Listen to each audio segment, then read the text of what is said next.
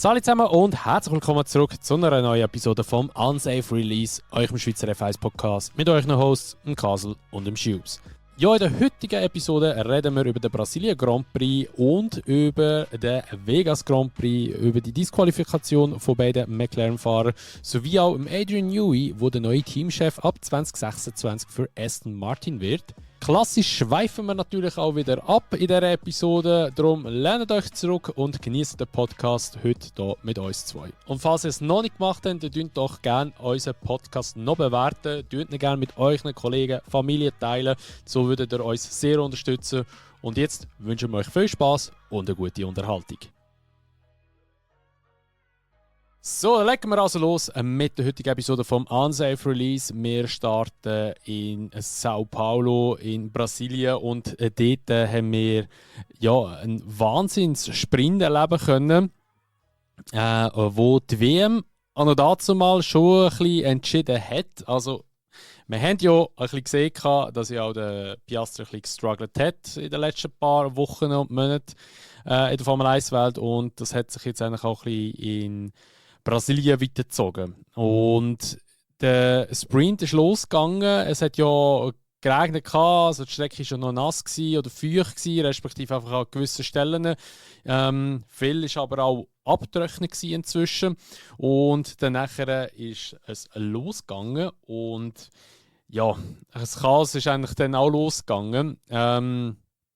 Also zuerst einmal war es ja so gewesen, dass jetzt musst du mir gleich aber helfen, Gabu, ist der Hamilton im Sprint in Dings hineingefahren?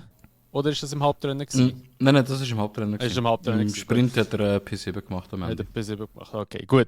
Das ist eben halt immer so, wenn es ein paar Wochen, sage ich schon, wenn es ein bisschen länger her ist, dann nachher, man vergisst es einfach irgendwie die ganze Zeit. Jedenfalls war es so gewesen, dass der Norris ja vorne weggefahren ist, hat anscheinend dann nachher Wasser in der Kurve, das müsste 3 sein, aufgewirbelt hat oder über den Curb ist und hat er Wasser rausgenommen. Der Kimi hat das noch gesehen. Meinte, der Kimi war auf Platz 2 dort. Und jedenfalls war hinter ihm dann der Piastri oder wer auch immer, glaube ich. Also jedenfalls der Piastri hat kassiert, ist rausgeflogen. Dann ist ja, wer ist noch alles rausgeflogen? Der Colapinto, der Hülkenberg. Ja, die 3. Ja, sind ja alle an einem Ort dort rausgerutscht. Sehr, sehr bittere Geschichte, vor allem auch für den Piastri. Bei ihm geht es ja eigentlich wirklich um viel, für Leute dort auch wieder Punkte. Und ja, das ist wirklich sehr, sehr dramatisch gewesen, dass 3 wirklich an einem Ort rausgeflogen sind. Hat mich ein bisschen an die Szene erinnert, dort mal am Nürburgring, wo es dort auch mal so angefangen hat. Eigentlich sind irgendwie so, weiss nicht, 4, 5 Autos in der ersten Kurve alle geradeaus rausgeslidet. Sind es noch mehr gewesen? Aber es hat so richtig so den Vibe gegeben. Und, ja, sehr bitter eben. Also für all die Fahrer natürlich. Und es hat eigentlich wirklich so, oder es hat anscheinend wirklich so zusammengekommen, weil eben der Norris dort Wasser auf die Straße oder auf die Strecke rausgewirbelt hat. Und ja, eben, wenn die natürlich mit ihren Slicks durchfahren, dann nachher, braucht es eben halt manchmal nicht so viel. Man kann sich natürlich auch ein bisschen mehr weghalten vom Curb, aber eben, man versucht natürlich immer am Limit zu fahren und dementsprechend versucht man auch natürlich immer Kurven möglichst zu eng nehmen. Und ja, das ist jetzt halt passiert, sehr, sehr bitter. Und ja, sonst ist ja eigentlich der Sprint dann relativ fad gewesen, noch bis am Schluss. Bis am Ende, ja. Wo dann nachher der Bortoletto gemeint hat, er muss jetzt mal vor Heimpublikum zeigen, was Abflügen bedeutet. Und zwar er auch wollte einen Overtake wagen. Ich glaube, es war ein Visa Cash App gewesen. Ich weiß nicht, ob es Liam oder Hatschar war. Jedenfalls er wollte einen Overtake machen in Turn 1 rein. Ist dann nachher halt nicht mehr auf der Ideallinie gewesen. Ist dann sozusagen halt offline gewesen dort. Und dort war es halt nass gewesen. Und beim Anbremsen hat es ihn dann nachher gerade das Heck genommen. Ich weiß gar nicht, ob sogar noch das DRS offen war. Ich meinte es sogar auch noch. Weil das DRS ist ja beim Sprint freigegeben worden. Das haben die noch ein paar ein bisschen kritisiert, weil es ja doch ein bisschen tricky war von den Conditions her. Jedenfalls ist er dann abgeflogen, ist links in die Boxenwand rein und dann nachher, weil ja die Strecke dort durchabgeht, hat es so eine wie eine Kuppe und dort ist er dann drüber reingerutscht und ist wirklich wortwörtlich abgehoben und voll in die Barriers hineingeflogen. Und die Schübe sind vorhin nachgeschaut, 57G sind sie gewesen, gell? Hast du gesagt? 57G, ja. Ja, also das ist krass. Du musst dir mal vorstellen, für einen Bruchteil von einer Sekunde hast du einfach mal das 57-fache Gewicht von dir. Einfach mal schnell, das ist abartig. Und ja, er ist dann dort Gott sei Dank nicht verletzt gewesen, hat aber das Qualifying am Nachmittag dann nachher nicht mehr machen oder am späteren Tag, weil das Auto zu stark beschädigt war. Also sie sind mega sagen, das Auto haben sie eigentlich fast zusammengebaut gehabt, aber sie haben ihn dann gleich nicht rausgelassen. Er ist ja, glaube ich, sogar auch im Auto reingehockt oder der muss das Zeug alles schon angehabt, dass er einsteigen kann. Aber es hat dann nicht ganz gelangt. Das war sehr, sehr bitter gewesen, natürlich für ihn. Ich denke, vor Heimpublikum hat er da schon auch ja, ein bisschen mehr zeigen und ein bisschen mehr beweisen, was er alles auf dem Kasten hat. Man sieht Bortoleto Anfangs der Saison schon sehr, sehr stark gewesen noch und sehr, sehr überraschend gut gewesen. Und jetzt hat auch ein bisschen, ja, ich sage jetzt nicht abgegeben, aber er ist nicht mehr so auf dem Höch, wie er am Anfang war, denkt es mir. Also weißt du, jetzt im Vergleich zum Hülkenberg. Hülkenberg ist schon am Anfang ein bisschen am Struggle, vor allem Qualifying-mäßig, hat er lange Struggle gehabt und jetzt ist er auch wieder dort stärker geworden. Und ich glaube sogar im Qualifying-Duell sind sie, glaube ich, momentan gleich auf, habe ich gemeint. Jetzt schon, ja, aber der Bortoleto ist eigentlich bis 2-3 Rennen vorher, oder bevor 2-3 Rennen, ist er eigentlich davor gewesen. Also, ja, kann ich ein bisschen unterschreiben. Ich habe das Gefühl, dass er ein bisschen nachgegeben hat. Wobei, mich denke es nicht unbedingt, dass er nachgegeben hat, sondern dass er wirklich einfach oft unlucky ist. Der Crash, ich habe jetzt vorhin noch schnell das Video noch aufgetan, er hat wirklich das DRS noch offen gehabt. Und wenn er natürlich diesen Weg muss bremsen und links lenken, dann schleudert das Auto einfach links rüber. Oder? Also, kein Wunder, aber ja, können wir wirklich froh sein, dass mir nichts passiert ist. Ist wirklich ein wilder Crash gewesen. Im ersten Moment habe ich mir echt Sorgen gemacht, muss ich wirklich zugeben, was ich nicht gesehen habe. Ja gut, also eben, das ist natürlich auch jetzt ein Impact gewesen, der nicht gerade ohne war, also das war wirklich sehr, sehr übel gewesen. Das ist so, das ist wirklich so. Ja. Aber Gott sei Dank ist ihm, wie gesagt, nichts passiert. Es ist ja in dem Sinne wirklich alles gut gewesen. Und ja, sonst ist eigentlich eben im Sprint, dass sich nicht mehr viel passiert, nicht mehr oder etwas nicht Erwähnenswertes passiert. Ja, würde ich sagen, wir wechseln eigentlich schon über zum Rennen, zum Hauptrennen. Beim Hauptrennen war es so gewesen, dass ja der Max aus der Pits rausgestartet ist, weil er hat ja auch ein bisschen den Struggle gehabt, das ganze Wochenende mit dem Auto und ist dementsprechend dann nachher aus der Box rausgestartet. Und ja, vorne Norris auf Pole, Kimi Antonelli, Leclerc, Oscar Piastri und dann haben wir schon den Hadjar, der eigentlich im Qualifying immer relativ stark ist, muss man wirklich sagen. Und ja, dann ist es losgegangen und ich hatte so wirklich ein bisschen die Hoffnung gehabt, dass dort so, es hat so geile Memes wieder gegeben mit dem Kimi Antonelli und dem Russell und so, mit so, ja, die eigene Terroreinheit, die sie haben, da, dass dort irgendwie so eine geile Dive-Bomb kommt. Ist aber leider nichts passiert. Sind wirklich haben eigentlich alle einen sauberen Start gehabt. Bis auf, ja, dann nachher der Bortoleto, wo der Stroll, nein, umgekehrt, ich glaube, der Stroll hat den Bortoleto gekiddet. Stroll hat den Bortoleto gekiddet. Also, der Stroll hat wie immer mal einen Stroll gemacht und einfach nicht in die Rückspiegel geschaut. Der Bortoleto ist zwar schon in den Stroll reingefahren, aber der Stroll hat ihm halt zero Platz gelaufen auf der linken Seite. Ja. Okay. Ja. Sehr, sehr bitter auch für den Bortoleto. Das ganze Wochenende ist wirklich mega verkauft für ihn und auch wirklich bitter, weil er ja, meinen Schlussmoment hat er ja sich sicher etwas anderes gewünscht. Wer sich auch etwas anderes gewünscht hat, ist auch der Lewis schlussendlich. Ja, blöd gesagt, er wirklich ein Auffahrunfall. Ist dort ein Colapinto hineingefahren, den er überholen wollte. Ja, ist halt einfach auch so etwas, wo man muss sagen, es sollte eigentlich nicht passieren. Also vor allem nicht so einen erfahrenen Fahrer, wie es der Hamilton ist. Ja, hat sich dann mit der Karre selber beschädigt und hat dann später müssen retiren. Und hat dann später, wieso hat es eigentlich ein Safety Car gegeben? Das weiss ich jetzt zum Beispiel auch nicht mehr, oder das VSC. Das Safety Car, was war es?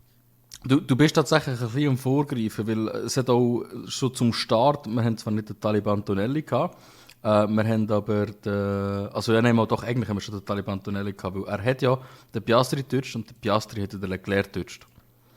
Und der Leclerc ist dann somit auch rausgefallen. Und Dings, ich glaube, das erste VSC, wenn ich es richtig erinnere, ist mehr einfach, weil es relativ viel Debris eigentlich auf der Strecke hatte. Hat im Hamilton sein Frontwing, vom Leclerc noch gewisse Autoteile, wo wir gelegen sind. So ist das, wie ich es in Erinnerung hatte. Und wie ihr da schon rausgehört habt, eben ein Ferrari Doppel-DNF, natürlich sehr, sehr suboptimal. Aber das ist, eben wie du schon gesagt hast, jetzt nur schon das vom Hamilton ist einfach für so einen erfahrenen Fahrer wie er, das ist einfach nicht genug gut Ding zu tun. Also das ist das Erste, was mir durch den Kopf ist. Ich habe einfach gedacht, das darf nicht passieren. Vor allem, wenn du schon weißt, mein Teammate ist schon rausgekegelt, hat schon DNF'd, dann willst du doch versuchen, sicher zu fahren, mindestens noch ein paar Punkte für dein Team halt einzahlen. Weil am Ende des Tages ist Ferrari immer noch beim Kampf um den zweiten Platz dabei, oder? In der Konstrukteursmeisterschaft.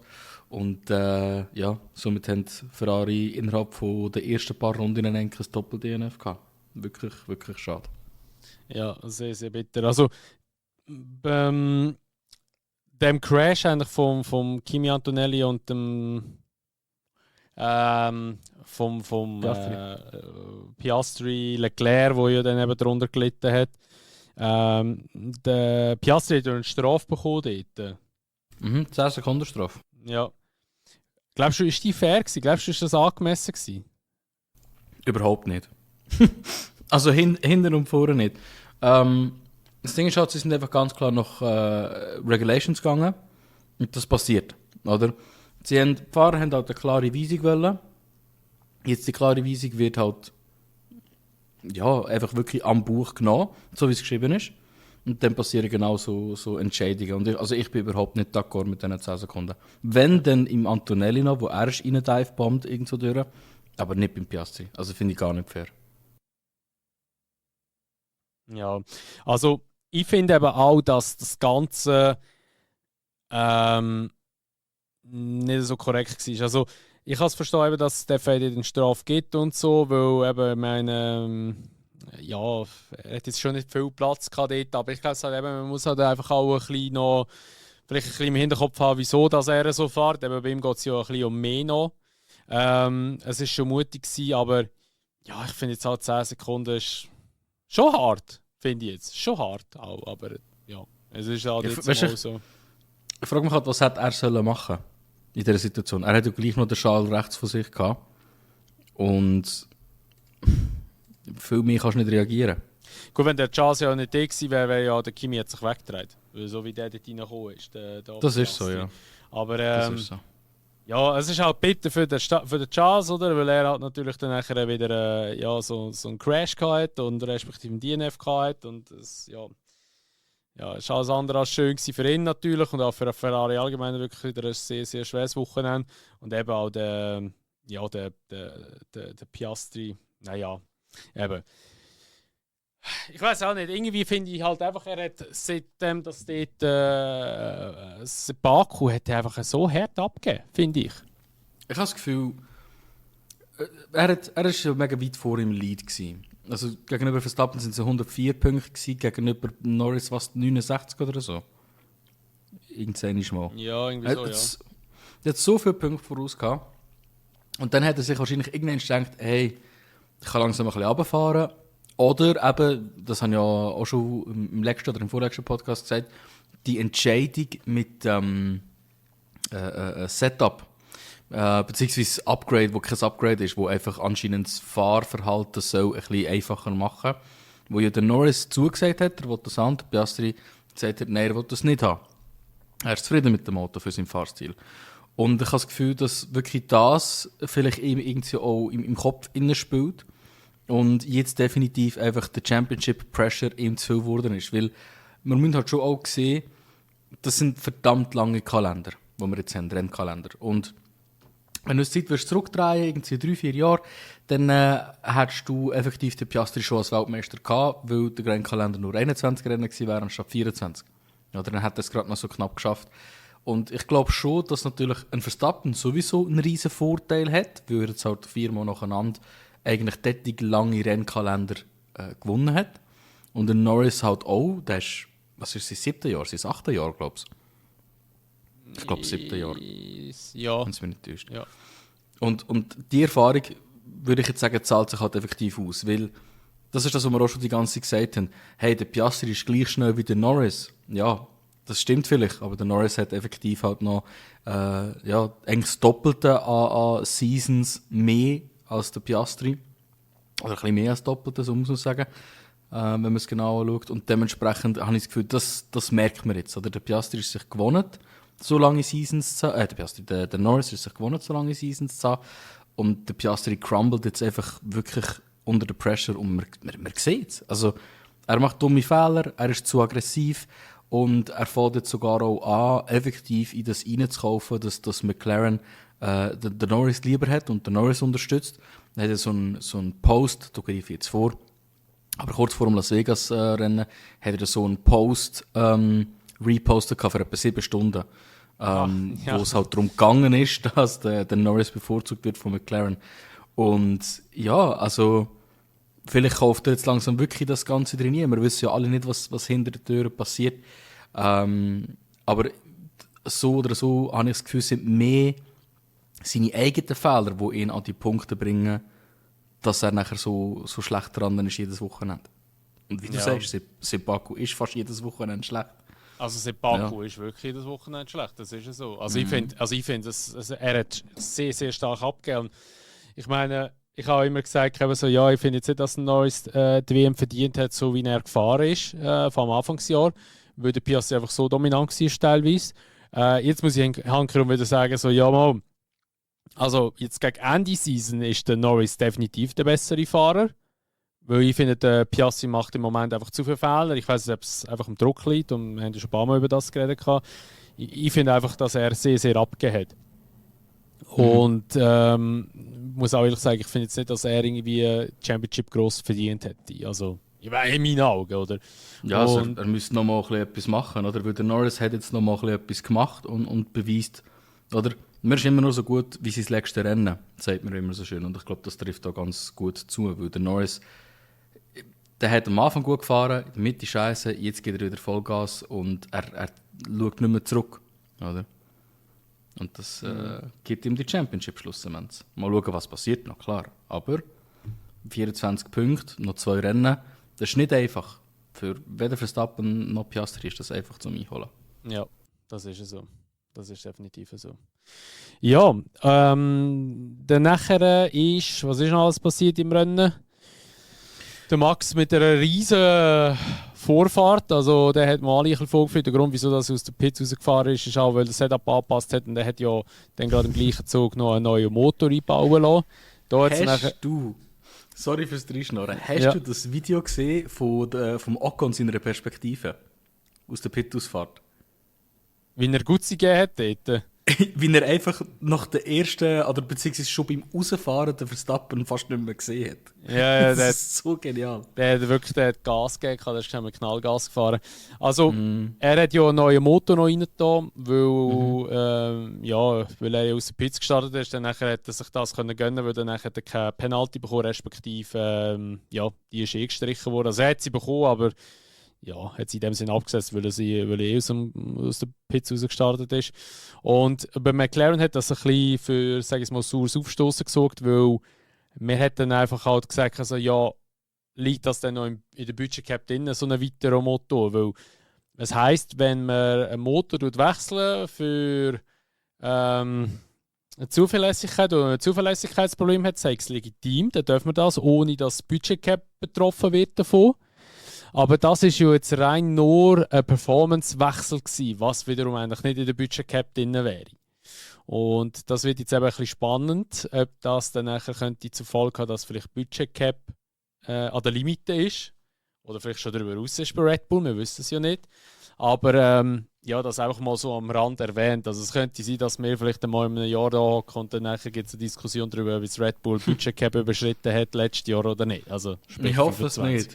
Laut Ich hoffe es Red jetzt Bull auch ist nicht. anscheinend alles okay und völlig mit einberechnet und die haben das Spatzig und ja, mal schauen. Ja, ja. Ja, hoffen wir mal. Also wäre jetzt schon besser Ja. wegen dem. Aber Wenn man Red so Bull ist- zurückschaut, ich glaube, McLaren wird kein Problem haben mit dem Budget Cap da, weil sie ja fast nicht entwickelt haben. Also. ja, das ist, ja, gerade das Jahr haben sie wirklich kaum etwas entwickelt. Das ist so, nur leichte Updates haben sie eigentlich gebracht. Aber ja. Ja, Ungarn war eigentlich das letzte, gewesen, Ja. wenn ich es richtig in Erinnerung habe. Ja, schauen wir mal. Ich bin gespannt. Ich bin wirklich gespannt, wie das jetzt dann so weitergeht. Ja, sonst ist eigentlich nichts mehr, glaube ich, so wahnsinnig passiert, wo man muss unbedingt noch erwähnen. Aber was ich noch cool finde, ist, dass der Antonelli P2 gefahren hat. Und die Rookies sind ganz, ganz gut dabei gewesen. Wir haben den Berman auf P6, Lawson auf P7. Der hat, glaube ich, nur einen Wechsel gemacht auf die Hards und die hat dann das ganze Rennen gefahren. Und dann der Hardscher noch auf P8. Und mal wieder schön und sauber in den Punkten auf P9. Und vor allem Alpine. Pierre Gasly hat in der letzten, oder seit Mexiko eigentlich richtig gute Rennen und hat dort auch nochmal einen Punkt eingefahren. Also so ein bisschen der untere Teil von P10 ist so, macht mich richtig happy, ist richtig cool. Gut. Also, wir schauen jetzt mal noch weiter. Es geht nach Vegas. Hast du alle Sessions verfolgt? Also ich frage jetzt einfach, weil ich bin ehrlich, ich habe nur das Qualifying, also ich habe es nicht live geschaut, ich habe es nur im Replay geschaut und das Rennen habe ich dann schon live geschaut. Aber Trainingssessions habe ich jetzt gar nicht geschaut. Nein, also Trainingssessions ist, ja, also auch bewusst. Ich meine, das sind die um 2 Uhr am Morgen und dann um 3 Uhr am Morgen. Ja, wenn ich ja. dann noch so das Quali schaue, nein. Nein, also ich habe einfach beide Sachen vielleicht etwa eine Stunde nach effektiver Ausstrahlung geschaut, weil ich es nicht aufmerken habe. Aber nein. Okay, gar gut. nicht. Also, ich weiß nur noch, was ich gehört habe und was ich auch ein bisschen gesehen habe, ist ja eben, dass sie ja gepisst hat. Respektive, es hat ein Comeback gegeben vom Gullideckel, was dann nachher, glaube ich, das FP2 war, frühzeitig abgebrochen hat. Jedenfalls war das ganze Wochenende relativ verzapft, weil man eigentlich nie richtig Trainingsfahrten machen, respektive Longruns machen. Darum, man ist eigentlich dann nachher auch in ein Rennen gegangen am Wochenende, wo man keine Daten hatte zu den Reifen. Das hat es für uns sehr spannend gemacht. Für die Teams hat es ein bisschen mehr Kopfzerbrechen gemacht, weil man auch nicht gewusst, wie performen die Sachen. Und an dieser Stelle muss ich einfach wirklich sagen, das Qualifying war ja sehr krass gewesen, weil es ja geregnet hat. Es ist ja in der Wüste aussen kalt, vor allem gerade in dieser Jahreszeit, und die haben einfach null Grip gehabt.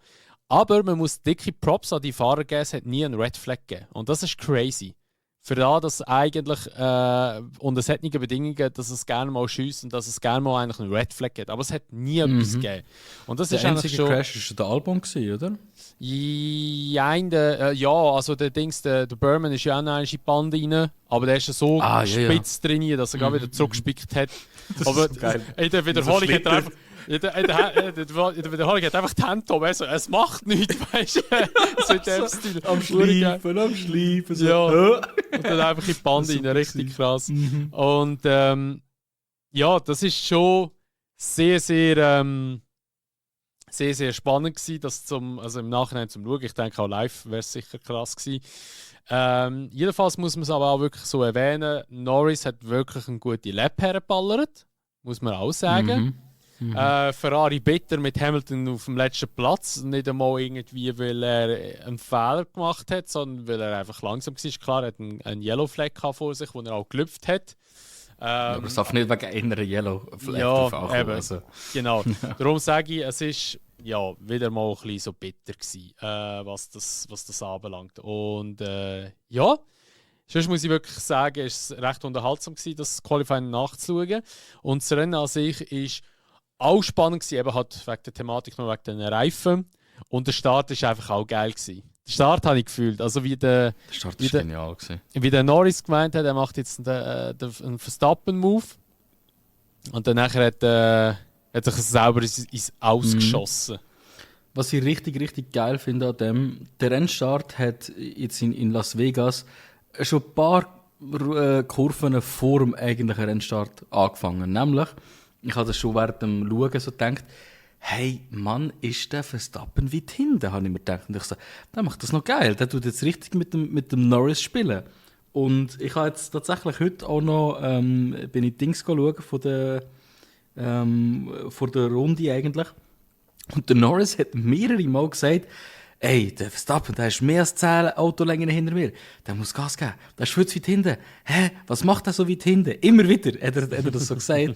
Das heisst, der Verstappen einfach typisch, wir mögen uns erinnern, 2021, oder? Dort hat er ja die Regeln oder eine Grauzone ausgenutzt, dass bei einem Restart er einfach rechts neben dem Auto war, aber halt hinter dem Frontwing vom Vordermann, oder?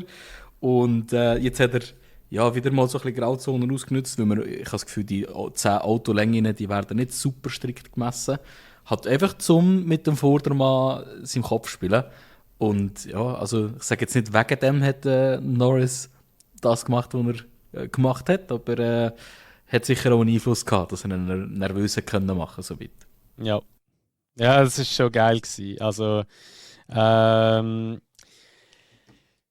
ich finde halt einfach, der Norris, also ich finde es gut, dass er es ja probiert hat. Ich meine, er muss ja auch kämpfen, weißt du, oder für da, wo er ja auch Championship gewinnen, ist ja klar. Aber ich finde halt einfach, gegen den Max ist halt, das ist irgendwie schon, glaube ich, das wird schon sehr schwer sein, das ist halt schon ein anderes Kaliber halt. Und ich meine, man hat ja auch gesehen, es war halt die Innenbahn, es war rutschig gewesen. Es sind ja, glaube ich, etwa nur 150 oder 157 Meter bis zur ersten Kurve. Das ist, glaube ich, irgendwie so die kleinste. Ist nicht die zweitkleinste. Ich meine, Baku ist noch kleiner, aber ich weiß es nicht. Ich habe gemeint, es ist die zweitkleinste. Ich bin mir sicher, es ist die kleinste tatsächlich. Aber okay. I will fact-check it. Also, jedenfalls, wir haben es ja auch gesehen, beim Portoletto, den Bremspunkt kannst du schnell verpassen. Und dann kannst du schnell mal in jemandem reinlanden. Und der Portoletto hat das wirklich so à la F1 Online-Lobbys gemacht. Turn 1, innen, fahren gerade rein, Bremspunkt verhängen und dann nachher mal schnell in ein Auto rein. Hat tatsächlich leider den Stroll verwünscht. Also andererseits kann man sagen, es ist Payback für da von Sao Paulo. Es ist schlussendlich für beide gerade das Rennen vorbei gewesen. Was aber auch klar war bei dem Zwischenfall dort. Aber es hat durch das ein Virtual Safety. Nein, zuerst hat es ja nur einen Yellow Flag gegeben. Double Yellow Flag. Also es hat Marshall ja draussen gewesen, haben den Putz gehabt und die Autos sind vorbeigefahren. Es hat ja nachher auch wieder so eine hohe Diskussion gegeben. Eigentlich hat man ja noch erwartet, dass von der FIA ein Statement kommt für das. Ist aber bis heute nicht gekommen. Aber ich weiss es auch nicht. Sollte nicht passieren, dass Leute auf der Strecke rumsäckeln und es hat nicht mal ein Safety Car oder das Virtual Safety Car. Das sollte nicht passieren. Ich finde es immer lustig, das ist mir in Mexiko schon aufgefallen, wie vom Presenter über zu, wer entscheidet, welche Videosequenzen gezeigt werden, über zu den Medien vor und nach dem Geschehen, werden so Sachen in meinen Augen zu fest unter den Teppich gekehrt. Also in Mexiko schon hast du eigentlich erst nach dem Rennen mitbekommen, dass Marshalls auf der Strecke waren, wo der Lawson noch durchgebrettert ist. Und jetzt hier auch, die Kamerabild geht hin, man sieht Marshalls, das Kamerabild geht sofort wieder weg. Der Kommentator sagt, ja, ist nicht gut, der Coulthard doubled down. Und wenn er halt ist, sagt er, das geht überhaupt nicht, Katastrophe. Und that's it. Wir haben nichts mehr gehört seither. Finde ich ehrlich gesagt ein bisschen schade. Ich finde, ich verstehe, die Marshalls sind nicht immer direkt von der FIA kontrolliert und auch nicht direkt eingestellt bei diesen Circuits. Aber das darf nicht passieren. Und da musst du in meinen Augen als Organisator härter durchgreifen, weil das sind jetzt 2 Rennen innerhalb von 2 Monaten etwa. Das ist viel zu viel. Es ist so schnell mal etwas passiert und wenn ein Formel-1-Auto mit 80 auf dich zufährt, auch wenn es nur 80 ist, das überlebst du unter Umständen nicht. Mindestens ja, gut. Das. Also wenn auch da heute wenn du einfach normal auf der Straße mit 80 umgesäbelt wirst, überlebst du das auch nicht. Ja, eben. Also das geht überhaupt nicht. Und ich finde, das ist etwas, wo sie gross dürfen und müssen thematisieren, sodass halt auch die Streckenorganisatoren selber dann ein bisschen Gack in der Hose haben, dass sie bessere Massnahmen treffen, dass es nicht mehr passiert. Es passiert einfach zu viel. Ja, ich glaube, es ist einfach auch die FIA kann sich auch keine Fehler eingestehen. Habe ich manchmal auch so das Gefühl. Oh ja. Also Ich kann mich bei Gott nicht erinnern, dass jemals der FA sich für einen Fehler entschuldigt hat. Weil ich meine, dort in Mexiko haben sie noch im Liam als beipissen, dass er dort so durchgefahren ist bei Double Yellow. Obwohl So dass er ja, Scheissdreck. nachher hat ja Cash App hat ja nachher alle Dings hergelegt, Dings kann ich sagen, Telemetriedaten. Also er hat mehr als gelüpft dort in dieser Phase innen. Also er ist dort jetzt wirklich sauber durch. Und darum muss ich dann also auch sagen, sorry, also das sind also auch verdammte Hure, ja, sorry, also das geht ja gar nicht. Darum, ich hoffe, dass da die FA vielleicht jetzt da noch in Katar sich ein bisschen dazu äußern tut. Also ich hoffe, auch die Medien tun sich ein bisschen darauf ansprechen, weil es ist definitiv das, was mal einfach der FA ihre Bock war, sorry. Ja, so viele Leute. Wenn es ein, zwei Marshals sind, weißt, dann kann man davor reden, ja, Misskommunikation. Wenn so viele Leute auf der Strecke sind, sorry, du schickst doch gar nicht... Ja, es sind etwa ist 6, nicht ein 7 Leute riesen- gewesen. Ja, eben. Und es ist ja nicht eine lange Strecke. Du schickst die doch nicht alle zusammen so raus, wenn du weißt, ey, die kommen dann übrigens in 50, 60 Sekunden dann schon gleich wieder, oder? Das zieht nicht. Ja, das geht Egal. nicht. Naja, jedenfalls, eben der Max war schon nach dem vorne gewesen, vor dem Russell. Und dann ist der Norris gekommen. Der Russell hat auch noch recht gut Druck auf den Verstappen können machen am Anfang, hat recht gut gepusht dort.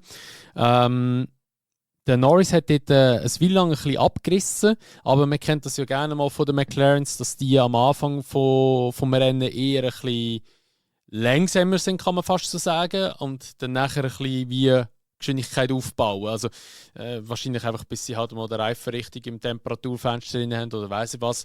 Er hat auch am Anfang recht ziehen lassen und dann nachher ist es ja spannend geblieben. Halt, hat man nicht gewusst, kann machen es One-Stopper, machen es Zwei-Stopper oder nicht.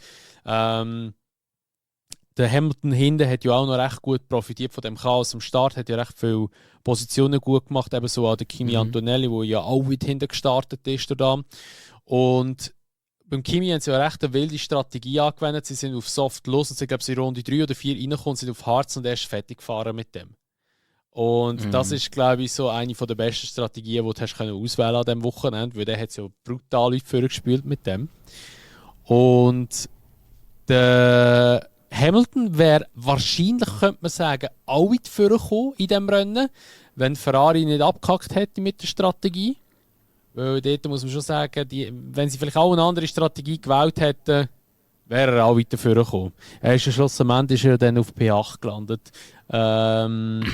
Ja, nach den Disqualifikationen, die es noch gegeben hat. Dort. Ja, aber weißt du, wie der Hamilton schon selber nach dem Rennen genannt hat, gesagt hat, das ist einfach nicht genug gut.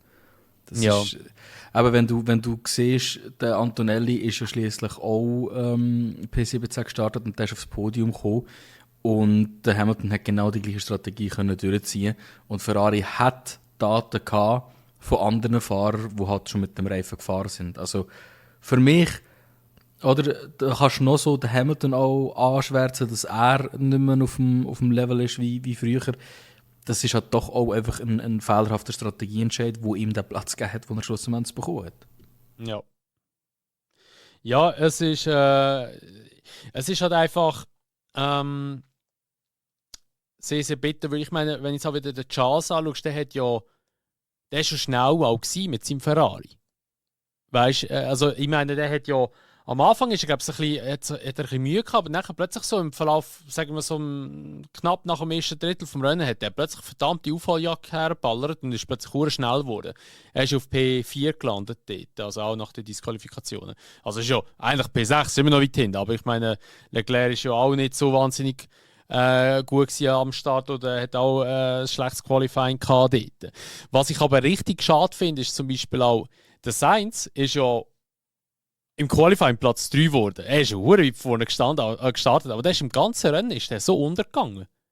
Also, ich kann mich nicht erinnern, dass der irgendetwas Krasses erlebt hat oder dass der irgendwie so, weißt du, so wie so einen Moment hatte, wo er mitreden konnte.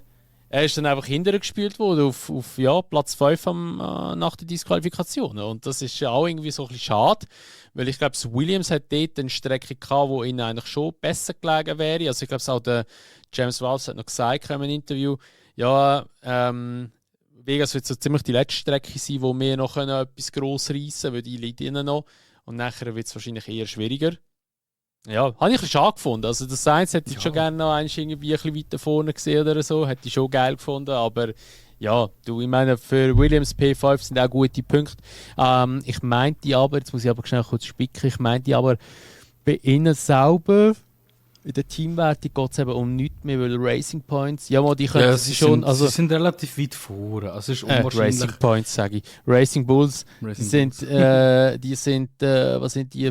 31 Punkte. Ja, 31 Punkte hinten noch. Also da müsste schon viel passieren, dass die noch wieder vorbeiziehen. Na gut, wir sagen viel passieren, aber so gut wie ein Hadjar momentan fährt, holt er vielleicht noch ein Podium. Ja, gut, er ist ja aber hinter dem Sainz in Vegas. Ja, nein, also von dem her, die muss ich aber auch sagen, ich kann tatsächlich im Kicktipp, by the way, wenn ihr mitmachen wollt, wir haben, glaube ich, Verlinkung immer noch bei jeder Episode, stimmt das mit drin? Oder ist die nur bei der ersten Episode vom Jahr drin? Kann sein, oder vielleicht ist sie einfach in der Beschreibung vom Podcast drin, aber ich muss tatsächlich sagen, ich habe in den letzten paar Mal verhängt, da mitzumachen. Katastrophe, ja. Dann Aufruf, alle, die wie der Castle die letzten paar Mal nicht mitgemacht haben, jetzt könnt ihr Ende Jahr noch mal ein paar Punkte reinholen. Na gut, ich sage das so, als ob ich irgendeine Chance hätte, noch bis 30, ich bin irgendwie P15 oder so. Auf jeden Fall, ich habe tatsächlich Albon P3 predicted gehabt. Ja, einfach weil halt Williams dieser Wegen stark ist auf der Geraden. Und ich hätte ehrlich gesagt schon auch gedacht, dass der Sainz noch ein bisschen mehr rausholen kann. Ja, wobei er ist halt, he's been beat by a Ferrari, 2 Mercedes and 1 Red Bull. Also absolut keine Schande in dem. Eigentlich wirklich super Rennen gewesen. Und noch ganz ein kleiner Anhieb jetzt übrigens, das ist mir gerade noch durch den Kopf, das habe ich vorhin schnell gegoogelt. Der Leclerc hat nach der Disqualifizierung nur 0,19 Sekunden gefehlt, um ein Podium zu haben. Ja, schade für ihn. Ja, Pain. Pain. Pain. Ja, es ist halt einfach, ich finde einfach generell, also jetzt der Vegas Grand Prix, aber muss ich auch wirklich sagen, ich bin ja wirklich kein Fan vom Vegas Grand Prix mit der ganzen Show. Aber das am Schluss, ey, die Siegerehrung. Hör mir auf. Also, ich meine, der Gag war ja geil gewesen, auch das Meme, die Anspielung, habe ich gefühlt, muss ich sagen. Aber, Kollege, die fahren eine Viertelstunde zu dieser fucking, zu dieser Fontäne-Show, wo ja nicht mal live war, das ist eingespielt worden.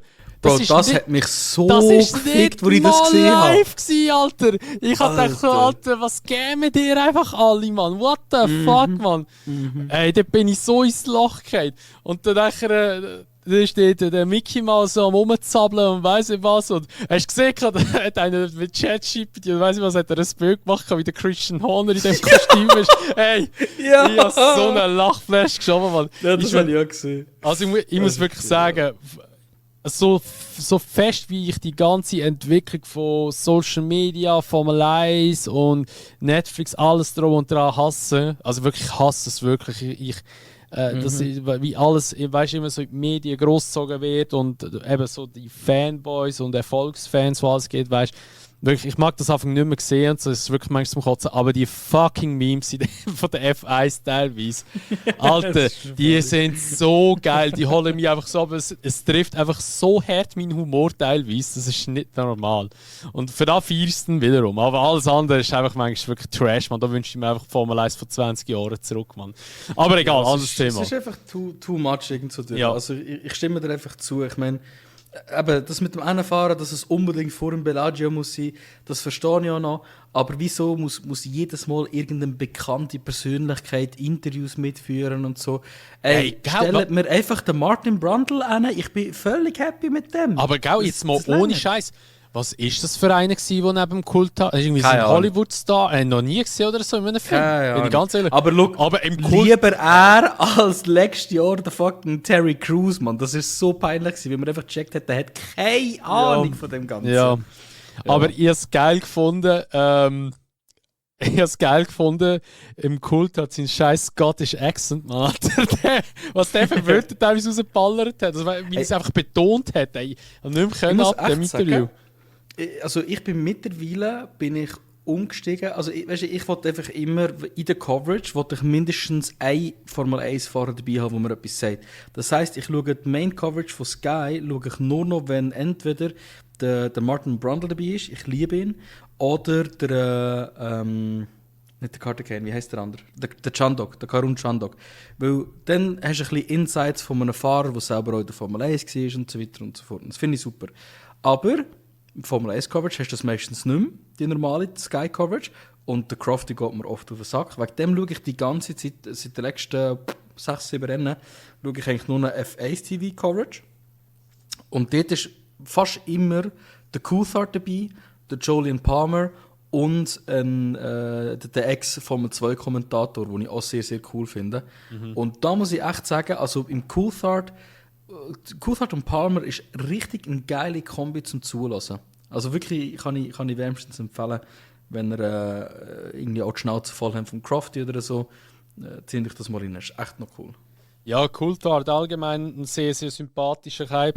Und ich habe ja, der ist ja, lange ist der ja bei der beim britischen TV-Sender dabei gewesen, bei Tele 4 oder ich weiß nicht, wie das geheißen hat. Irgendwie so etwas. Ja. Aber jetzt anscheinend nicht mehr, ist auch beim F1 TV dabei. Aber eine sehr gute Ergänzung, bin ich ganz ehrlich. Viel besser als da, weiss ich was für komische Leute manchmal dort stehen.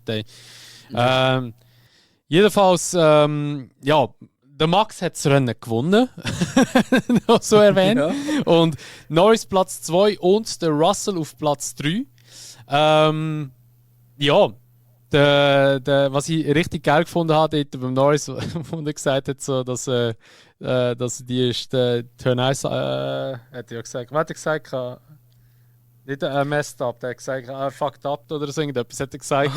Und dann so alle ganz so, wie sie geschaut hat, so, oh shit, so das gibt ein Penalty. Ja. Aber ich glaube, es hat keine Strafe gegeben. Also, bis jetzt, also ich habe noch nicht gelesen. Wenn es keine Strafe gegeben hat dafür, dann muss ich echt sagen, das ist peinlich für die FIA. Für das hohe Drama, das sie beim Max die ganze Zeit gemacht haben. Ja, Mann. Also, nein, das geht gar nicht. Aber auch dort, weißt du, wo das war und als ich das gelesen habe, habe ich einfach nur so gedacht, so, Alter, dort war der Max Thor einfach schon eine hohe Legende gewesen, wo er einfach provokativ in der FIA-Pressekonferenz kaum Antwort gegeben hat und nachher rausgegangen ist und allen Medien hat er Antwort gegeben auf die Fragen, die sie kann, auf seinem Wortlaut. Das habe ich so gefühlt gehabt. Full Circle, kommen wir wieder zurück zum FIA, kann die Fehler nicht eingestehen. Wer weiss, vielleicht haben die ja durch das mit dem Max Verstappen dann halt gesagt, ja, okay, na gut, wir würden nämlich schon gerne haben, dass ihr wieder normale Interviews führt. Wir lassen das jetzt sein oder wir nehmen es nicht so streng. Und dass sie halt wie öffentlich nie bekannt gegeben haben, dass sie die Regeln rausgenommen haben. Ja, das wäre echt noch funny. By the way, ist dir auch schon mal aufgefallen, es gibt ja auf Instagram, weiss nicht, ob du es schon mal gesehen hast, von F1, es gibt immer so plötzlich so Posts für F1 Kids, wo alles so animiert ist und so behindert aussieht. Das ist so cool. Nein, ich finde das so cool. Alter. Hast du dir schon mal aufgefallen, dass die Kommentarsektion immer gesperrt ist? Was? Wirklich? Geh schauen. Ja gut, aber finde ich nicht schlecht. Nein, das ist wegen dem Hate. Darum machen sie das. Ich gehe schwer davon aus, dass sie das machen, dass sie eben nicht, dass nicht immer so irgendwie so Scheiß drin steht. Ich weiß es nicht. Das Ding ist, ich finde es eben an und für sich mega cool.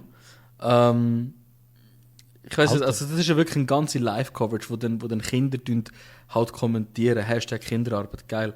Aber grundsätzlich grundsätzlich finde ich es eine mega coole Idee, halt auch, dass man es für jüngere Zuschauer ein bisschen spannender kann gestalten kann. Aber ich frage mich effektiv, ob das eine Audience hat. Ich kann mir es irgendwie nicht vorstellen. Aber du keine Ahnung. Also, ich will schon da den Post zum Suchen von den F1-Kids, da bin ich da gerade auf die Fontäne-Show gekommen. Und da schreibt einfach einer in den Kommentar: Next time life will be nice.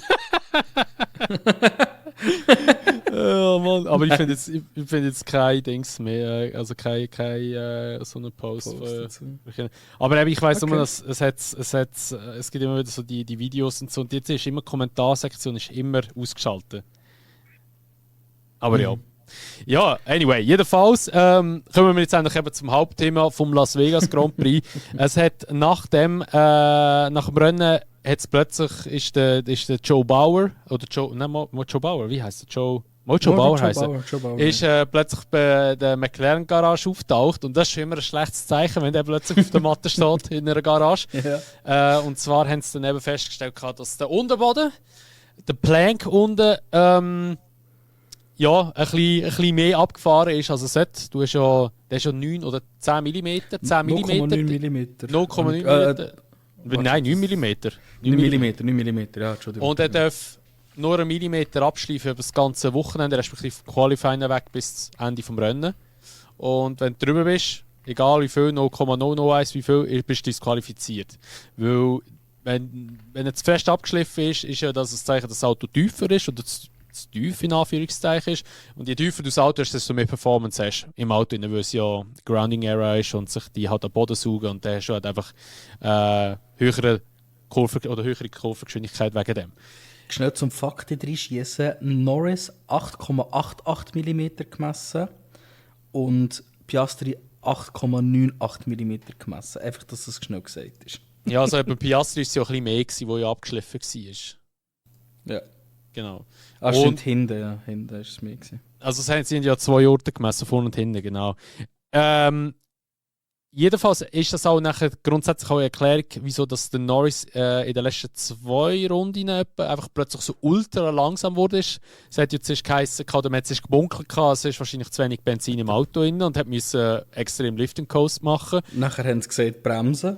Nachher haben sie gesagt, kann bremsen, aber der Grund war einfach, dass er langsamer fahren musste, dass er nicht mehr so am Boden schleift.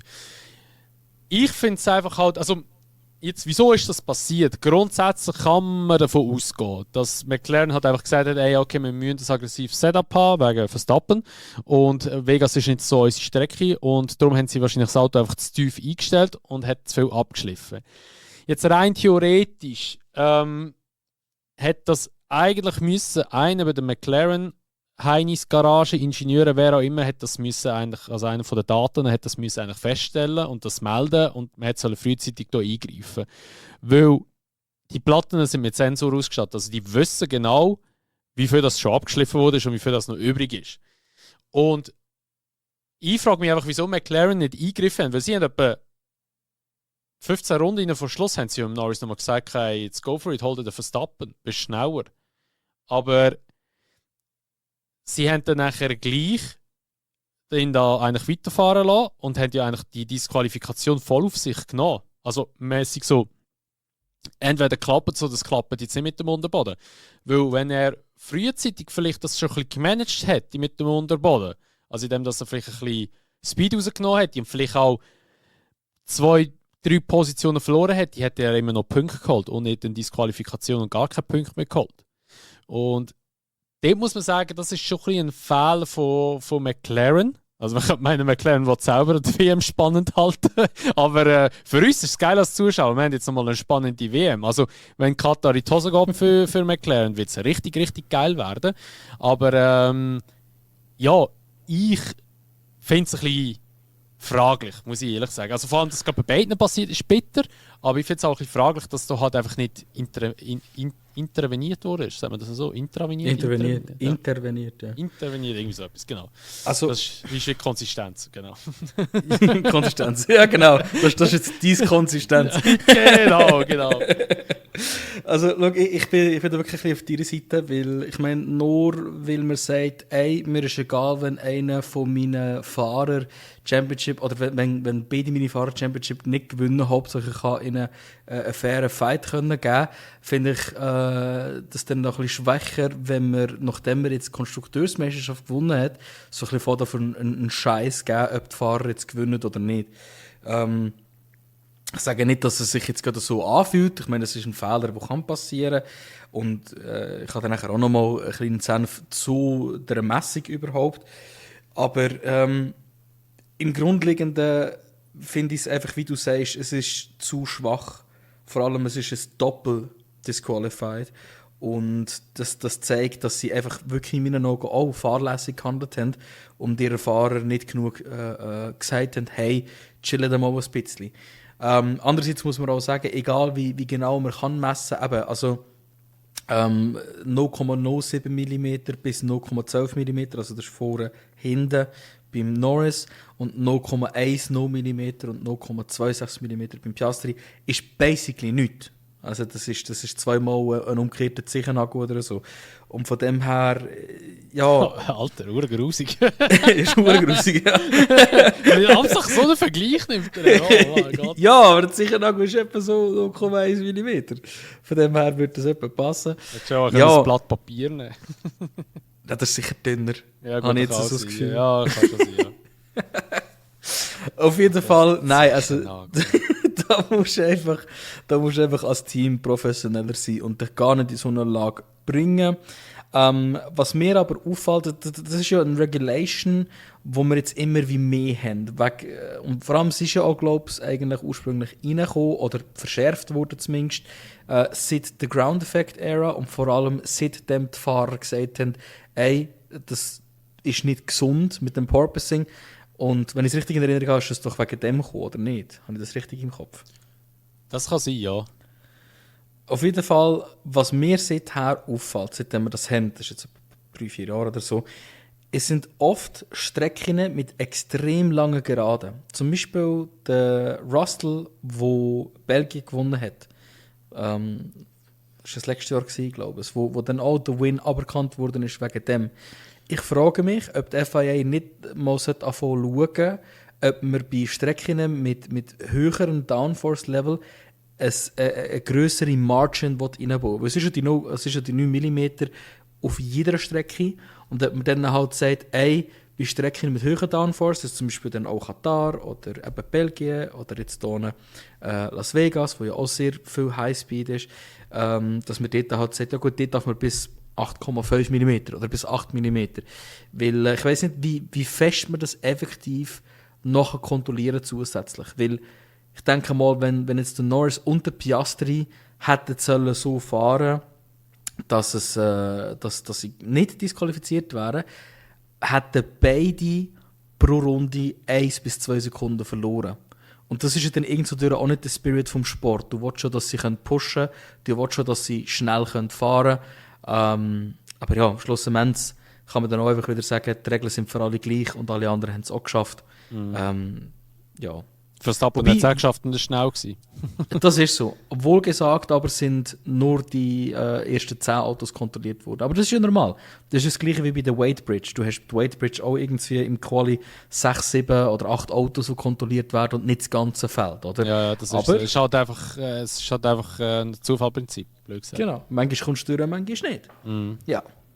Genau. Das ist Ja, also ich verstehe deine Überlegung, ich finde es eigentlich auch recht eine geile Überlegung. Die Frage ist halt einfach, wie relevant wird das noch das nächste Jahr sein, halt, gell? Weil ich meine, das nächste Jahr ist ja der Grounding, also Ground Floor, der gibt es ja nicht mehr so, wie wir es jetzt haben. Also nächstes Jahr wird der Unterboden wieder so sein wie 2017 bis 2021.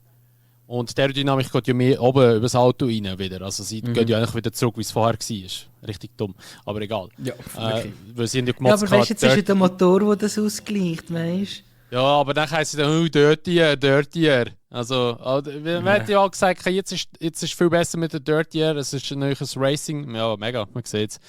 Aber ja, da bin ich dann hure gespannt, wie das wird das nächste Jahr. Also ich freue mich richtig auf 26, wegen der neuen Fahrzeuge und alles. Aber ich habe immer noch nach wie vor befürchtet, dass das einfach eine richtige Blamage wird, wegen diesen ganzen Motorengeschichten mit Overdrive-Mode, wo nur 20 Sekunden hat und dann nachher ist der Karren tot gefühlt. Ja. Ich freue mich jetzt schon auf 2030.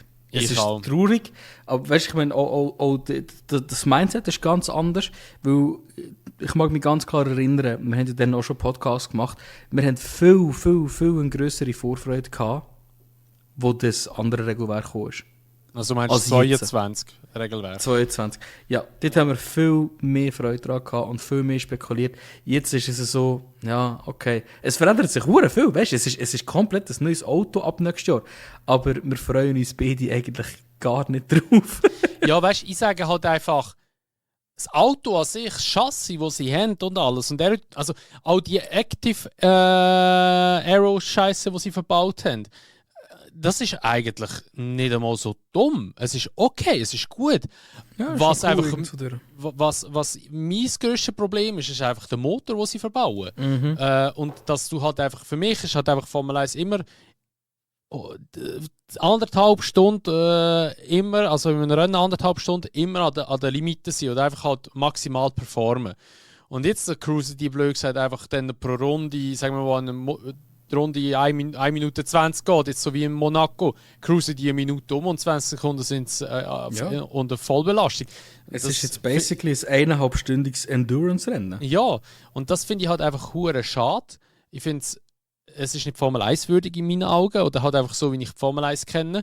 Und darum, ich sage immer wieder, das wäre das Beste, was sie je hätten können machen, wäre einfach gewesen, auf einen V8-Motor gehen mit Hybrid. Auch Hybrid ist völlig in Ordnung, bin ich voll bei dir, mach Hybrideinheiten, weil es bringt schon nochmal zusätzliche Leistung, ist ja voll okay, aber nur eine kleine Unterstützung, sagen wir 20 bis vielleicht maximal 30%, der Rest Motorpower. Und da halt einfach kinetisch, oder? Bremsen, wo die Energie absondern, die Energie wieder verwenden. Macht ja auch Sinn, ist ja geil. Ja gut, das haben sie ja jetzt eigentlich ja auch. Das Heat gibt es ja nicht mehr mit der Turbo. Das gibt es nicht mehr. Es ist ja jetzt MGUK gibt es ja noch eigentlich, wo ja kinetisch ist. Aber Kers reinfetzen wieder. Weil Kers so einen Overtake-Button machen, das war noch geil gewesen. Das habe ich noch cool gefunden. Weil das hat hohe Spielereien gegeben, du hast battlen mit dem, du hast verteidigen mit dem gut und so. Und das habe ich immer recht geil gefunden. Darum sage ich, die Formel 1-Ära von 2009 bis 2013 war eigentlich eine recht geile Ära gewesen. Aber dort hättest du halt einfach nicht den V8-Motor rausnehmen, sondern den V8 reinlassen und einfach eine Hybrid-Einheit noch einbauen. Das wäre geil gewesen. So. Aber ja, mal schauen, eben vielleicht 2030 kommt es so.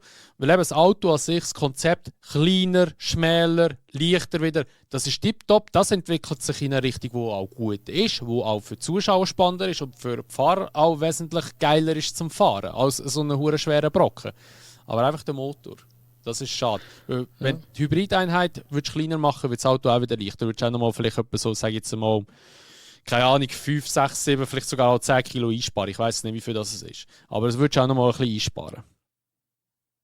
Ja, aber das ja. So 100%. Und also das Ding ist halt, ich frage mich auch, weißt du, ob zum Beispiel, weißt, ich finde es eigentlich immer cool, wenn man eben so gerade Active Aero anschaut, oder so, wenn man diese Technologien nutzt, um das Auto schneller zu machen in allen Bereichen. Und dann fände ich auch irgendwie cool, zum Beispiel das DAS-System von Mercedes wieder würde zurückkommen. Ich habe nämlich auch das Gefühl, wenn jedes Team das hat. Das ist auch geil gewesen, das. Das ist so geil gewesen. Das ist eine der geilsten Inventions, die wir hatten in den letzten paar Jahren. Und es wird einfach nicht viel darüber geredet. Ich finde das noch krass. Die Grauzone, die einfach ausgenutzt wurde von Mercedes. Und es so ist auch, und wie viel Credits Mercedes bekommen hat für das, und dann ist es einfach eiskalt gebannt worden, aber sind sie noch die ganze Saison dafür anwenden. Aber das Auto war ein richtiges Tier gewesen, ey. Das ist eines der geilsten Autos von den letzten 20 Jahren in meinen Augen. Das ist so cool gewesen. Aber das ist ja genau das, wo da das super geile Qualifying Lab von Mugello gibt es das Video davon. Ja, ich sag das so immer ein schönes wieder. Bild. Immer noch, wer es von euch noch nicht geschaut hat, gönnt euch das anschauen. Einfach Qualifying Lab vom Hamilton. Das ist einfach Vollgas, jede Kurve drauf. Und das ist nicht zuletzt wegen das auch, oder? Und ich frage mich, kombiniere Active Aero mit das, mit Kers, dann spielt es, glaube ich, fast keine Rolle mehr, wenn das Auto auch noch ein bisschen kleiner wird, ob du ein bisschen Dings hast oder nicht, Turbulent Air. Weil dann hast du Autos, die in jedem Bereich von der Strecke effizient sein können. Jetzt hast du eigentlich jahrelang das Problem gehabt, dass die meisten Autos sich entscheiden, bin ich gut auf der Geraden, bin ich gut in der langsamen Kurve oder bin ich gut in der schnellen Kurve. Und wenn du das hast, Active Aero, einen geilen V8-Motor mit Hybrid und Kers, dann hast du das ausgehebelt. Dann kannst du ein Auto bauen, das überall geil ist. Und dann kommt es nur noch auf dein Team darauf ab, dass sie das fertig bringen, oder? Und ich habe das Gefühl, dann hättest du automatisch auch besseres Racing. Aber who am I to tell? Ich bin kein Engineer, das sage ich immer wieder, aber ich habe das Gefühl, die FIA dürfte ein bisschen langsam, und das haben wir schon ein paar Mal gesehen, das Regelwerk wieder lockern auch. Nicht immer alles restricten komplett. Ja. Und einfach mal sagen, hey, probiert, macht. Da. Wir wollen einen V8-Motor sehen, wir wollen einen Turbo sehen, wir wollen einen Hybrid sehen, aber der Rest ist scheißegal. Macht. Das wäre so geil. Ja. Aber ja. Gut, ich glaube es halt einfach immer noch ein bisschen daran, dass es halt so ist, jetzt ab 2026, wie es ist, wegen Audi. Also respektive auch, 100%. also Audi hat ja den Motor mitentwickelt, so wie das nächste kommt. Das ist eigentlich auch Basisverständnis von Audi. Und da geht es einfach darum, wer kann es besser als Audi eigentlich. Aber schlussendlich finde ich halt einfach, ich finde es Hulkenberg Champion. ich finde es halt einfach, wie soll ich sagen, ich finde es halt ein bisschen schade, dass du das machst als Formel 1, als Veranstalter oder als FIA, nur dass du einen weiteren Autohersteller in die Formel 1 reinbringst. Ich meine, ich kann mir gut vorstellen, was sich der FIA oder die Formel 1 dabei überlegt. Sie möchten das machen, Audi kommt rein, hat vielleicht auch, also wir gehen jetzt nicht davon aus, also nicht davon aus, sehr unwahrscheinlich, aber gehen wir mal davon aus, Audi macht gleich, alles gut, werden Weltmeister im ersten Jahr. Das wird so Geschichte schreiben wieder so, ja, Audi kommt rein, Weltmeister, aber muss aber immer wieder sagen, so, ja, dann haben sie den Motor mitentwickelt. Also, die sind ja die, die gewusst haben, was da so kommt.